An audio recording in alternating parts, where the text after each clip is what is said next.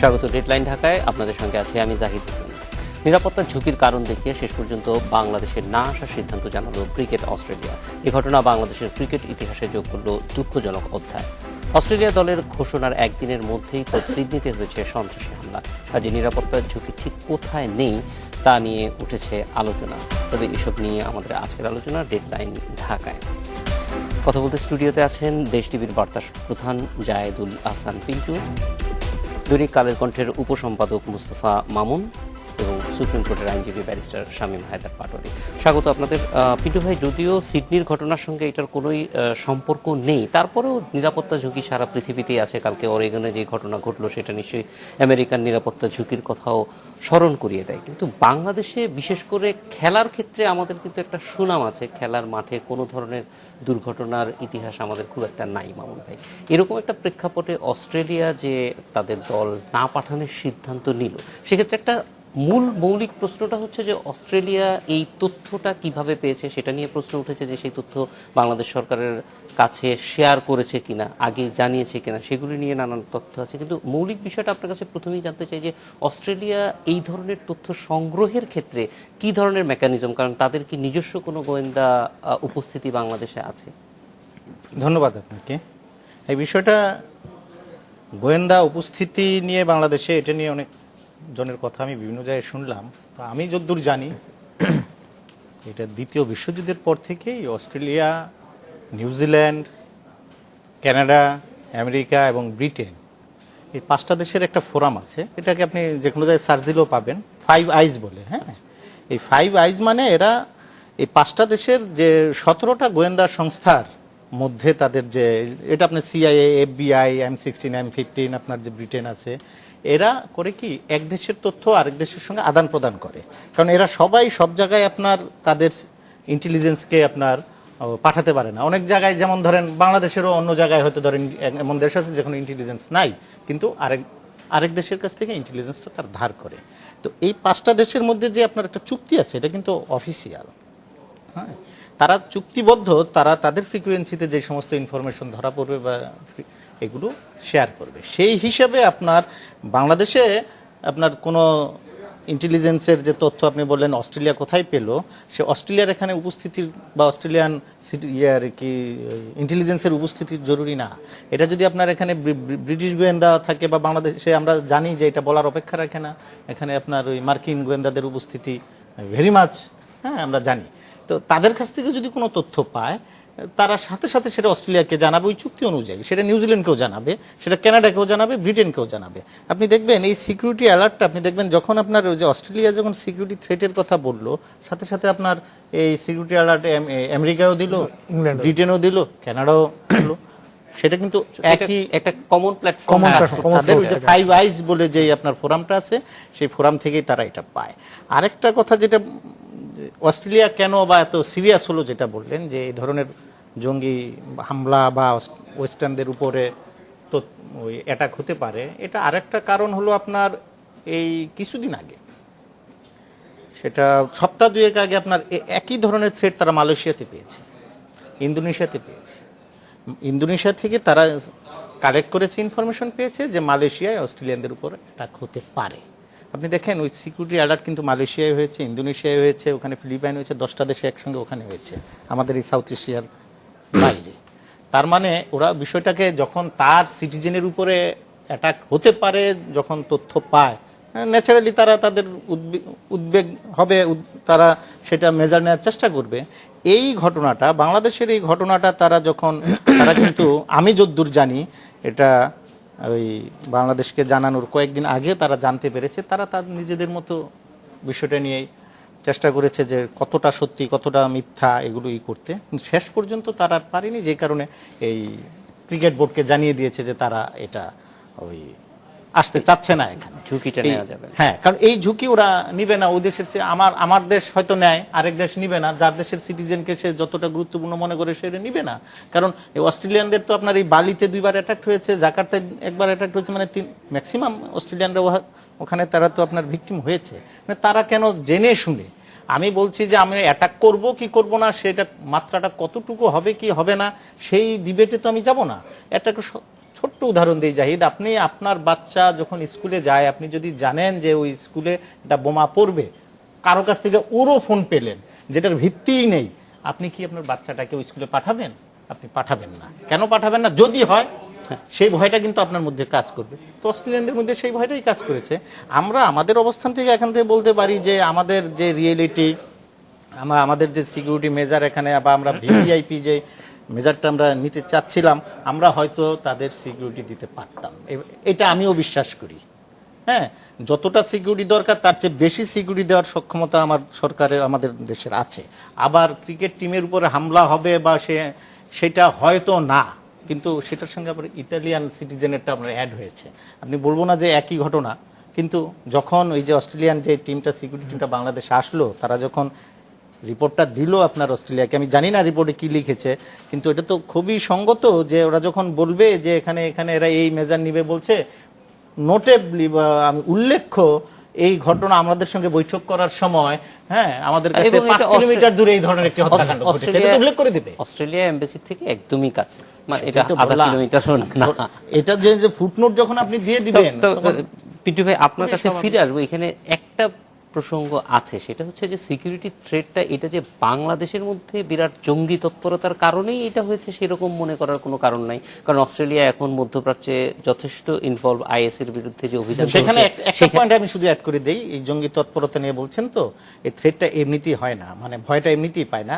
এই সপ্তাহ দুয়েক আগে সিরিয়ায় যে বোম্বিং হচ্ছে, আপনার এই যে সিরিয়ায় যে আইএস বিরোধী অভিযান হচ্ছে, সপ্তাহ দুয়েক আগে অস্ট্রেলিয়া সেখানে জয়েন করেছে। তো সেটা তো আপনার সেখান থেকে আসলে ওই ব্যাপারটা আসা দরকার। এটা এমন না যে বাংলাদেশের জঙ্গিবাদের উত্থান হয়েছে, এখানে অনেক বিস্তার হয়েছে সেই জন্য অস্ট্রেলিয়ার এই সিদ্ধান্ত, বরং তারা যে আইএস এর বিরুদ্ধে সরাসরি যুদ্ধে অংশগ্রহণ করেছে সেই জন্য 125 জন নাগরিক অলরেডি আপনার আইএস এ যুদ্ধ করছে, বাংলাদেশও আছে, সেটা নিয়ে আমি পরে আসছি আপনার সঙ্গে। মামুন ভাই, আমরা নিরাপত্তার দিক থেকে একটু খেলার মাঠে যেতে চাই। যে এইটা বাংলাদেশের যদি বলেন যে যত অর্জন, তার মধ্যে সবচেয়ে বড় অর্জন তো ক্রিকেট নিয়ে, এবং ক্রিকেটের মাঠে যতটুকু অর্জন তার চাইতে মাঠের বাইরের অর্জনটা অনেক বেশি, বলা যায় একদম আনম্যাচ। বাংলাদেশ একটা পূর্ণাঙ্গ টি-20 ওয়ার্ল্ড কাপ একা হোস্ট করেছে, এবং ক্রিকেট ওয়ার্ল্ড কাপের সহযোগ ছিল, আন্ডার-19 ওয়ার্ল্ড কাপ হয়েছে, টি-20 ওয়ার্ল্ড কাপ হয়েছে, সবকিছু মিলে এটা একটা বলা যায় যে উল্লেখযোগ্য অর্জন বাংলাদেশের যে কোনো ক্ষেত্রেই যদি সেই ক্ষেত্রে এটা মানে নতুন করে বাংলাদেশের এই পথ চলাটা হোঁচট খাবে কিনা অস্ট্রেলিয়ার সিদ্ধান্তে? না, এটা ক্রিকেট বিষয়ে এটা কি, এটা তো হোঁচট খাবেই। তো আমি একটু পিন্টু ভাইয়ের কথা ধরে একটু এই জায়গাটাকে একটু আলোচনা করে আমি এই জায়গায় যাচ্ছি। সেটা হচ্ছে যে পিন্টু ভাই যেটা বললেন, এটা মানে আমি মনে করি যে অনেক অবজেক্টিভ আলোচনা। আমরা যেটা করছি, মানে মোটামুটি যে অস্ট্রেলিয়া করছে এটা উন্নাসিকতাকে করছে এইভাবে বলে কিন্তু আমরা উড়িয়ে দিচ্ছি। তাদের একটা দেখার জায়গা আছে, একটা পার্সপেক্টিভ আছে, কারণ আমরা অনেক কিছু গুলিয়ে ফেলছি। কিন্তু ইদানিং আমাদের মধ্যে যেটা হচ্ছে, আমরা অতিরিক্ত দেশপ্রেম যেটা আসলে জিঙ্গিত, সেখান থেকে আমাদের যুক্তিবোধ কাজ করছে না। তো আমি পিন্টু ভাইয়ের অনেকগুলো যুক্তি আমি মনে করি যে অস্ট্রেলিয়ার পয়েন্ট থেকে দেখলে এই যুক্তিগুলা তাদের দিকে যুক্তি। কিন্তু একটা বিষয় কি, যে অস্ট্রেলিয়ার ক্ষেত্রে আমি সবচেয়ে যে কারণে আমি অস্ট্রেলিয়ানকে মনে করি, দেখেন অস্ট্রেলিয়া কিন্তু বাংলাদেশ ক্রিকেটের সবচেয়ে ঘনিষ্ঠ বন্ধুদের একজন। আমাদের দেশে সবচেয়ে বেশি বিদেশি কোচ ছিলেন অস্ট্রেলিয়ান। আমরা কিন্তু অস্ট্রেলিয়াকে ফলো করি, অস্ট্রেলিয়ান মানসিকতা আমরা সঞ্চার করতে চাই। আমাদের যে বিভিন্ন পর্যায়ে যে ট্রেনিং, সেগুলো কিন্তু অস্ট্রেলিয়াকে ফলো করে করা, এবং সেগুলো যে বিনিময়, বা আমাদের মনে করেন যে প্লেয়ারদের অসুস্থ হলে আমরা কিন্তু সব চিকিৎসা করতে অস্ট্রেলিয়া যাই, তার মানে, এবং তারা কিন্তু ওই সাপোর্টটুকু করে। এবং শুধু এটা না, it's such a great sporting nation. আমার ধারণা, আমি তো বলবো পৃথিবীর 1 নম্বর স্পোর্টিং নেশন। এই কারণে দেখেন যে তারা কিন্তু সব খেলা খেলে। তারা ফুটবলে এশিয়ান চ্যাম্পিয়ন, ক্রিকেটে ওয়ার্ল্ড চ্যাম্পিয়ন, তারা বর্তমানে তো হকিরও বিশ্ব চ্যাম্পিয়ন। তারপর হচ্ছে তারা রাগবির একটা টপ পাওয়ার, রাগবি লিগের তারা world champion. Great tennis player তাদের দেশে হয়, থর্পের মতো সাঁতারু। কিন্তু আবার মজা রেখে জানেন যে তাদের সবচেয়ে প্রিয় খেলা কিন্তু এগুলো কোনোটা না। তাদের সবচেয়ে প্রিয় খেলা হচ্ছে রুলস ফুটবল, যেটা শুধুমাত্র ওরাই খেলে, শুধু ওরাই খেলে, বুঝছেন? তার মানে কি, এইটা দিয়ে একটা জিনিস প্রমাণিত হয় যে তারা আসলে স্পোর্টসটা করে আনন্দের জন্য, বিশ্ব চ্যাম্পিয়ন হওয়ার জন্য না, শিরোপা জেতার জন্য না। আবার যখন খেলে তখন জেতার জন্যই খেলে, প্রফেশনাল। ফলে জিনিসটা খুবই ইন্টারেস্টিং। আমি এই ওয়ার্ল্ড কাপের সময় অস্ট্রেলিয়াকে দেখেছি যে সবচেয়ে মুগ্ধ হওয়ার মতো বিষয়, মানে তাদের যে স্পোর্টস, সব খেলায় মানুষ হয়, মিডিয়াতে সব খেলার খবর থাকে, এবং তারা খেলার জন্য উদ্গ্রীব থাকে। সো এই জিনিসগুলো আমি বললাম কি, আমরা অনেক ক্ষেত্রে কিন্তু অস্ট্রেলিয়া মানসিকতা এগুলো বলে কিন্তু উড়িয়ে দিচ্ছে, বিষয়টা এরকম না। তবে আমাদের পয়েন্টে যারা পিন্টু ভাইয়ের জায়গাগুলোকে আমি অনেকগুলো জায়গাকে আমি ধরে নিয়ে বলছি যে একটা প্রবলেমের জায়গা হচ্ছে, প্রথম যখন কেউ সিকিউরিটি রিজন বলে, তখন হচ্ছে সেটাকে জাস্টিফাই করার অনেকগুলো বিষয় থাকে। সো আপনি যখন বাংলাদেশের সিকিউরিটি রিজনের কথা বলবেন, তো খুব ন্যাচারালি স্পেসিফিক কিছু বললে আমাদের জন্য অনেক ভালো হবে। যেহেতু স্পেসিফিক না, জঙ্গি হামলার কথা বলছে, যেটা আগে কখনো বাংলাদেশে হয় নাই, নাম্বার 1। তারপরে দ্বিতীয় হচ্ছে যে আমরা অনেকগুলো টুর্নামেন্ট আয়োজন করেছি যেগুলো আপনি উল্লেখ করলেন। এবং বাংলাদেশ হয় কি, বাংলাদেশে কিন্তু জঙ্গিবাদ মানে জিনিসটা তো একটা হচ্ছে ল অ্যান্ড অর্ডার সিচুয়েশন, আরেকটা হচ্ছে টেরোরিজম বা মিলিটেন্ট থ্রেট, যেটা আলাদা জিনিস। বাংলাদেশে কিন্তু ল অ্যান্ড অর্ডার সিচুয়েশন কিন্তু খুব ভালো, এটা দাবি করার কোনো সুযোগ নাই। কিন্তু আবার মিলিটেন্ট থ্রেট যেটা, সেই থ্রেটগুলো কিন্তু আপনি দেখেন বাংলাদেশে কিন্তু যে কি বলে যায় সিকিউর যেসব স্থাপনা বা ব্যক্তি, তারা কিন্তু খুব বেশি অ্যাটাক হননি। তার মানে আমাদের মিলিটেন্টরা বাংলাদেশে যারা অপারেট করে তারা এখন এত শক্তিশালী হয় নাই যারা এই ফোর্সটা মানে সিকিউরিটি ব্যারিয়ারটা ভেদ করতে পারে, অথবা আমাদের security force is so strong তারা এটা মানে যে কোনোভাবে হয় নাই।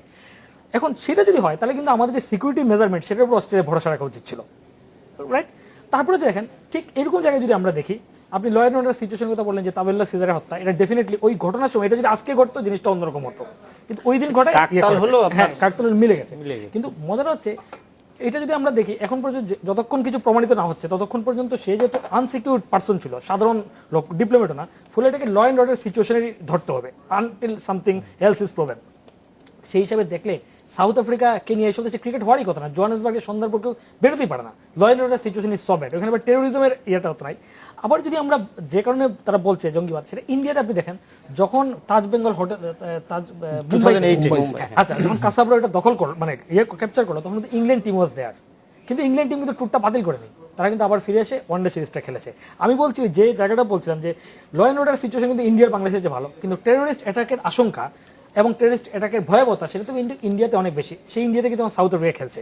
ফলে হচ্ছে কি আমরা যে কনভিন্স হবো এই জায়গাগুলো কিন্তু প্রশ্ন ওঠে। তারপরে যখন এইসব ঘটনা ঘটে, এই অস্ট্রেলিয়া যখন দেখি, আর এখন তো হচ্ছে পৃথিবীতে অস্ট্রেলিয়া ওয়ার্ল্ড কাপের সময় আমরা যদি চিন্তা করি, অস্ট্রেলিয়া যে মার্টিন প্লেসে যে কাণ্ডটা হলো, যে তখন কিন্তু ইন্ডিয়া টিম অস্ট্রেলিয়া ছিল, ওই যে ক্যাফেটা যে জিম্মি করলো, তার মানে ওই জায়গাতে তো বৈশ্বিক জায়গাটাই সব জায়গায় আসলে এখন সিকিউরিটি থ্রেট আছে, ফ্রান্সে ঘটনা ঘটছে। ফলে এখন দেখতে হবে যে আপনার ওই থ্রেটটা একটা দেশ মিনিমাইজ করে কিনা, এবং এইটাও দেখার বিষয় যে ওই দেশের গভর্নমেন্ট আসলে কতটা সিরিয়াস। যেমন আমাদের দেশে কিন্তু জঙ্গিবাদ আছে, এখন যে যাই বলুক সেগুলোর উপায় নেই, কিন্তু সেটার বিরুদ্ধে কিন্তু গভর্নমেন্ট লড়াই করছে, আমরা তা দেখছি। অতীতে কিন্তু এরকমও দেখা গেছে এক সময় যে এটা সেটা নিয়ে গভর্নমেন্ট স্বীকার করতে চায়নি, ফলে আমাদের পলিটিক্যাল উইলটাও আছে, সেটাও কিন্তু এক ধরনের প্রমাণিত, বৈশ্বিকভাবে প্রমাণিত। সেই জায়গাগুলোতে কিন্তু এটা নিয়ে একটা প্রশ্ন। শেষ বলে ফেলে আপনি যে প্রশ্নটা যে আমরা ক্ষতিগ্রস্ত হবো কিনা, দেখেন ক্রিকেটে তো ক্ষতিগ্রস্ত হবে, আমরা সিরিজ মিস করলাম এবং আমাদের প্লেয়াররা কিন্তু we are in a very good motion. সেই সময় অস্ট্রেলিয়া কিন্তু বেস্ট পসিবল ছিল যে বিশ্বের সেরা টিমের সঙ্গে আমরা খেলবো যখন আমরা we are in the up, তো সেইটা আমরা মিস করলাম, সেইটা লস হবে। কিন্তু আমি যেটা মনে করি যে এখানেও কিন্তু একটু আমরা যদি লার্জার পিকচারে দেখি, লসটা কিন্তু দেখেন বাংলাদেশ এবং অস্ট্রেলিয়ার যে সিরিজ হতো, আপনারা জানেন যে ক্রিকেট আসলে 8-10টা দেশই সিরিয়াসলি খেলে। এই সিরিজের খবরটা পৃথিবীর মানে আসলে বাংলাদেশের অস্ট্রেলিয়ার পত্রপত্রিকায় মিডিয়ায় ছাপা হতো, রাইট? বাংলাদেশ যদি অস্ট্রেলিয়াকে হারিয়ে দিত তাহলে হয়তো এটা ভারত সাউথ আফ্রিকার পত্রিকায় ছাপা হতো, কিন্তু বাংলাদেশে যে অস্ট্রেলিয়া আসছে না, এটা কিন্তু পৃথিবীর অন্তত 100টা দেশের কাগজে ছাপা হয়েছে। যারা ক্রিকেট জানে না তারাও কিন্তু জেনে গেল যে বাংলাদেশ এমন একটা দেশ সেখানে সিকিউরিটি থ্রেট আছে, যে থ্রেটের কারণে অস্ট্রেলিয়ার ক্রিকেট টিম সেখানে যায়নি। ধরেন আফ্রিকার একটা লোকজন পত্রিকাটা পড়বে, সে কি ভাববে? সে ভাববে যে বাংলাদেশ বোধ হয় তাদের চেয়েও খারাপ অবস্থা, মানে সিরিয়াল লাইব্রেরির লোকে ভাববে যে তাদের চেয়েও খারাপ অবস্থা, যেখানে একটা টিম কভার করতে পারে না। ফলে ক্রিকেটটা কিন্তু এখানে আমাদের ক্ষতিগ্রস্ত। এবং দেখেন বাংলাদেশের মতো দেশগুলোতে এইসব দেশে হয় কি, যখন এটা সিম্বল হয়ে ওঠে কোনো একটা খেলা, এমনি খেলা আমরা রাজনীতি থেকে আলাদা করতে চাই, কিন্তু যখন খেলাটা সিম্বল হয়ে ওঠে তখন এই খেলাটা কিন্তু বিশ্বেও ওই দেশের সুনামের প্রতীক। ফলে ওই দেশের বদনাম করতে হলে ওই খেলাটাকে আঘাত করা বা ওই ক্রীড়া কালচারকে আঘাত করা কিন্তু অনেক মানে কাজের হয়। এবং আপনারা ঠিক জানেন না যে আমরা যেসব জায়গার কথা বলছি, যেহেতু আমরা খালি চোখে সিকিউরিটি থ্রেটটা মেলাতে পারছি না, এই জন্য কিন্তু অন্য অনেক প্রসঙ্গ, পলিটিক্যাল ইনফ্লুয়েন্স, জিও পলিটিক্যাল এইসব বিষয় আসছে। সেই জায়গা থেকে দেখলে কিন্তু বাংলাদেশকে ক্ষতিগ্রস্ত করার জন্য তার সবচেয়ে সুনামের জায়গাটাকে যে বা যাই করুক সেটা আক্রমণ করা হচ্ছে খুব কাজে ছিল। সেই জায়গা থেকে কিন্তু আমরা এক ধরনের বাংলাদেশ কিন্তু একজন পর্যটক যখন এখন ভাববে যে একটা ক্রিকেট টিম যখন মানে ক্রিকেট টিম যাদেরকে 4 স্তরের নিরাপত্তা দেওয়া হবে তারা যখন যাচ্ছে না, তাহলে আসলে ইজ ইট সেফ? ফলে এটাও কিন্তু আমাদের জন্য একটা হলো। আর ক্রিকেটিং পয়েন্ট এখন আমাদের যেটা করতে হবে, আমাদের আরেকটা ব্যাড লাগ কি জানেন, যে ঠিক নিকট ভবিষ্যতে আমাদের কিন্তু কোনো সিরিজ নাই। ফলে হচ্ছে কি এটা 3 মাস কিন্তু আমাদের এই লিগে এটা বহন করতে হবে যে বাংলাদেশে অস্ট্রেলিয়া আসেনি, খবর কিন্তু এটাই থাকবে। তারপর দেখেন ইন্টারেস্টিংলি তারপর আসবে জিম্বাবুয়ে। জিম্বাবুয়ের আসে না আসা খুব ম্যাটার করে না, কারণ জিম্বাবুয়ে পাকিস্তানও যায়, বুঝছেন? ফলে হচ্ছে কি আমরা কিন্তু ওই আনটিলেস আনলেস কি বলে আরেকটা বড় কান্ট্রি না আসা পর্যন্ত এই জিনিসটা চলবে। এবং যেটা প্রবলেম হবে এইসব জায়গায় হয় যে এরপর কি হবে, ওই যে কোনো দেশ আসার আগে তার একটা সিকিউরিটি টিম পাঠাবে, মিডিয়ার ওইদিকে দৌড়াতে হবে, ফলে আমাদের মাঠের ক্রিকেটটাও কিন্তু এক ধরনের সেকেন্ডারি হয়ে যাবে। আমরা কিন্তু এই নিয়ে খবর করবো না। এইসব না, এটা আপনার একটু এড করি, এটা আর একটু বোঝা যাবে। আপনার নভেম্বরে তো আপনার বিশ্বকাপ বাছাই পর্বের অস্ট্রেলিয়া টিম আসার কথা নভেম্বরের 17 সেটা একটা আছে। এর মধ্যে যদি তারা চলে আসে আপনার সিচুয়েশন চেঞ্জ হয়ে যাবে। সিচুয়েশন চেঞ্জ হবে। এই তবে মামুন ভাই পিন্টু ভাই আমরা একটা বিরতিতে যাব, ফিরে এসে আবার আপনাদের কাছে আসবো। শামীম হায়দার, আপনার কাছে একটু জানতে চাইবো যে এইরকম একটা আলোচনা আছে, সেটার যদিও খুব বেশি ভিত্তি নাই, যে এটার একটা পলিটিক্যাল ইমপ্লিকেশনস আছে কিংবা সেটা শুধুমাত্র বাংলাদেশের পলিটিক্স না, ইন্টারন্যাশনাল পলিটিক্সেও, যেই আলোচনাটা আমি খুব বেশি সাবস্ক্রাইব করি না, কিন্তু আলোচনাটা আছে, আপনারা রাজনীতির সঙ্গে আছেন, আপনারা এটা কিভাবে দেখছেন একটু জানতে চাইবো ওই পার্সপেক্টিভটা একটা বিরতির পর।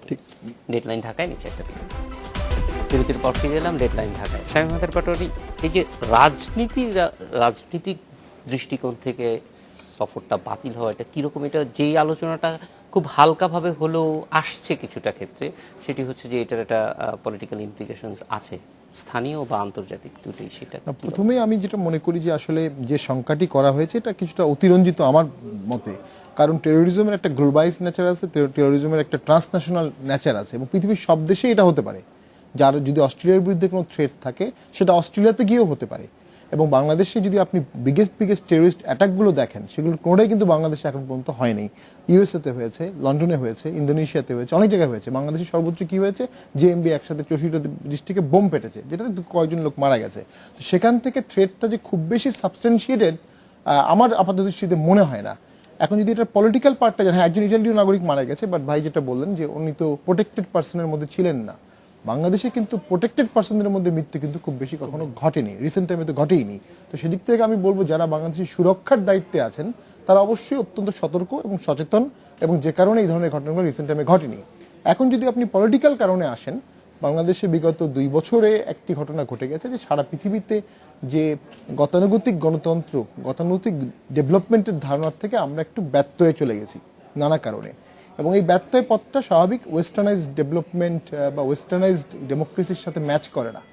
So America, Canada, Australia, New Zealand, European union, এরা যে ধরনের ডেমোক্রেসিটা চায়, ঠিক আমাদের এই বর্তমান চলমান ডেমোক্রেসিটা তারা পছন্দ করতে পারছে না, এবং আমরা দেখেছি তারা পরিবর্তনের চেষ্টা করছে, অ্যাপিল করছে, এবং সেটা সরকার অবশ্যই আউটরিজিয়াসলি বারবার রিজেক্ট করে দিচ্ছে। তো এই যে আউটরিজিয়াসলি বারবার রিজেকশন, এটার ইমপ্লিকেশন কি আছে?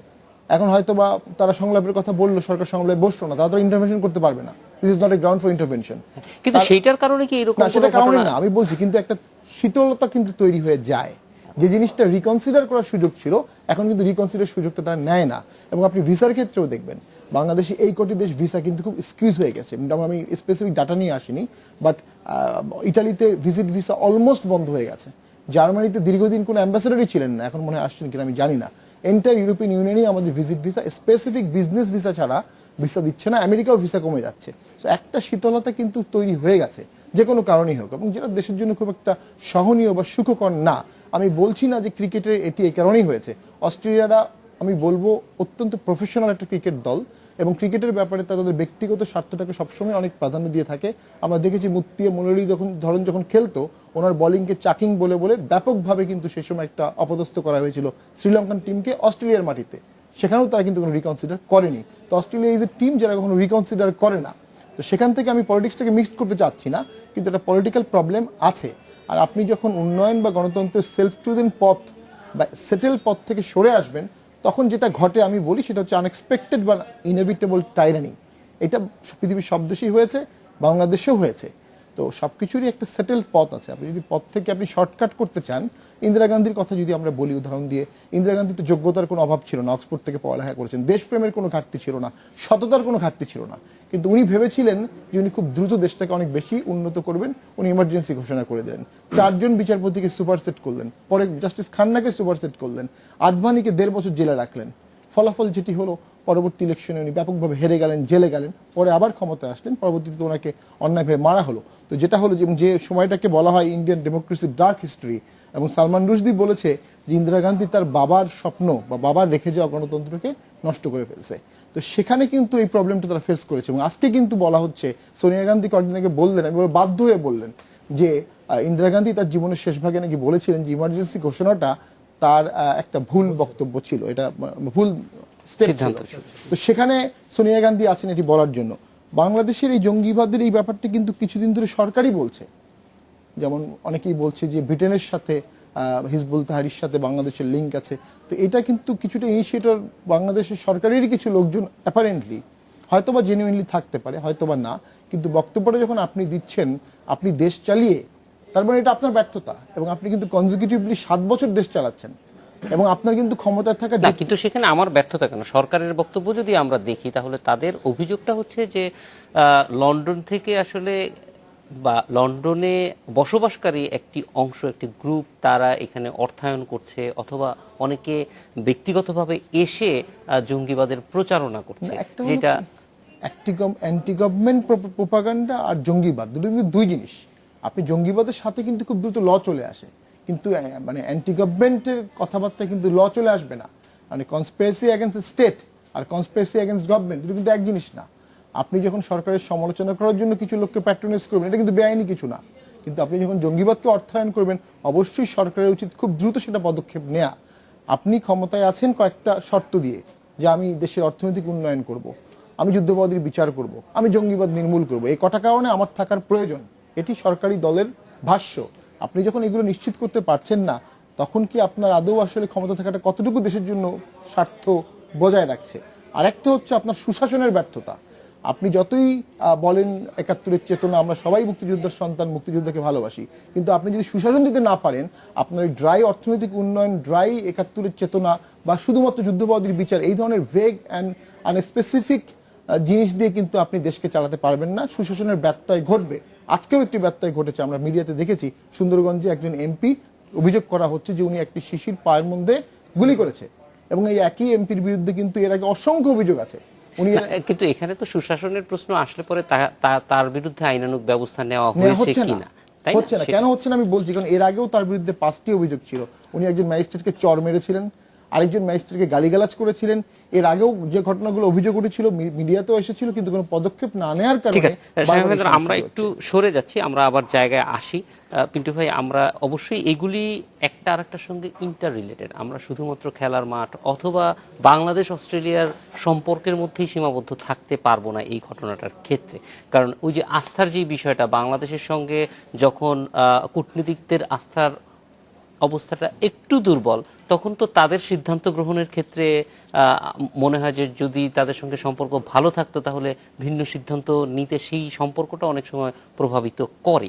তো এই জিনিসগুলি আসলে আমরা যে জায়গাটায় আছি, শুধুমাত্র একটা অস্ট্রেলিয়া দলের সফর বাতিল না। মামুন ভাই যেটা বলছিলেন যে 100টি দেশে আসলে এই ঘটনাটি প্রচার হয়েছে, ফলে আমাদেরকে আবার একটা ঘুরে দাঁড়ানো, জাতি হিসেবেই ঘুরে দাঁড়ানোর প্রয়োজন আছে এবং প্রমাণ করার দরকার আছে যে আমরা আসলে নিরাপত্তার ঝুঁকির যে বিষয়টি বলা হচ্ছে সেখান থেকে অনেক দূরে আছি। কিন্তু সেই কাজটি কিভাবে করা যাবে, সেক্ষেত্রে সরকারের আশু করণীয় কি হয়?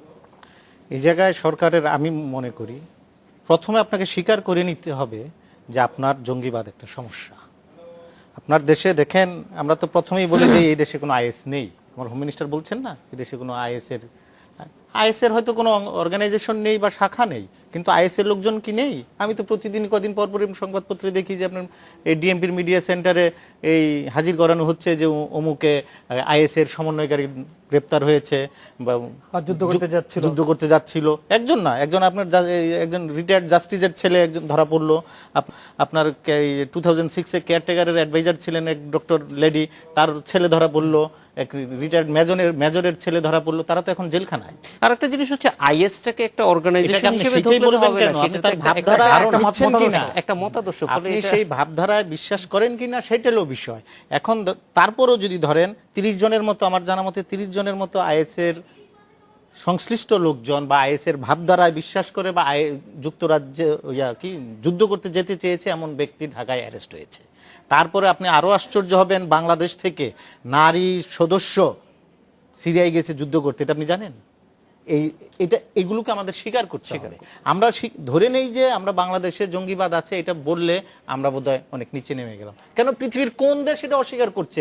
কানাডার পার্লামেন্টে অ্যাটাক হচ্ছে, আপনার যুক্তরাজ্যে অ্যাটাক হচ্ছে, অস্ট্রেলিয়ায় অ্যাটাক হচ্ছে, আমেরিকাতে অ্যাটাক হলো 2001-এ।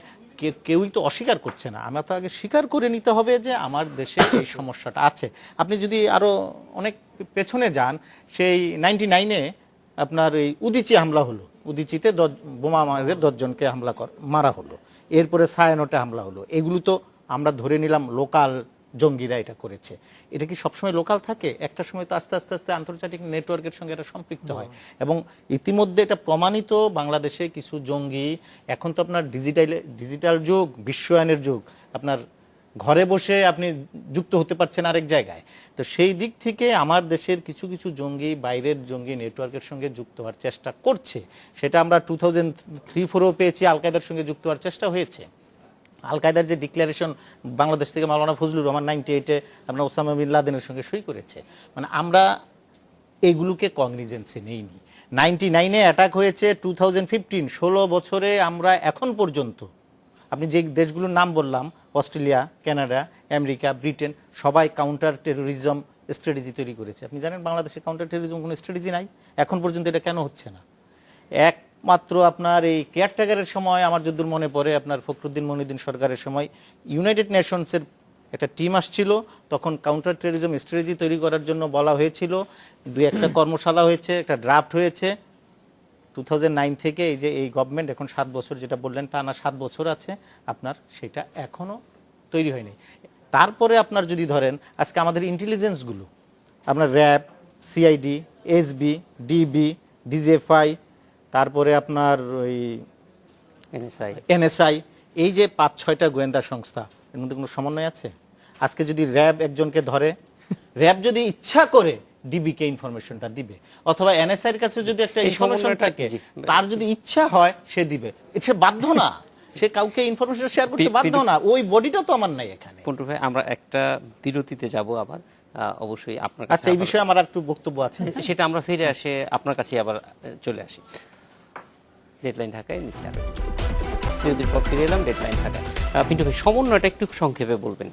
সমন্বয়টা হলো, আমি বলছি যে আমাদের এখানে যদি একটা সার্টেন বডি থাকতো, যে বডিটার কাজই হবে আপনার এই কাউন্টার টেরোরিজম নিয়ে কাজ করা, এই দেশে কারা সন্ত্রাস মানে জঙ্গিবাদ বিস্তার ঘটাচ্ছে, নতুন জঙ্গি কিভাবে আসতেছে, তারা যে অ্যারেস্ট হচ্ছে, অ্যারেস্ট হওয়ার পর যে আবার জামিনে বের হয়ে আসতেছে, বের হয়ে যে আবার একই কাজ করতেছে, এই সমস্ত কিছু আপনার দেখভাল করার জন্য একটা কমিটি দরকার ছিল।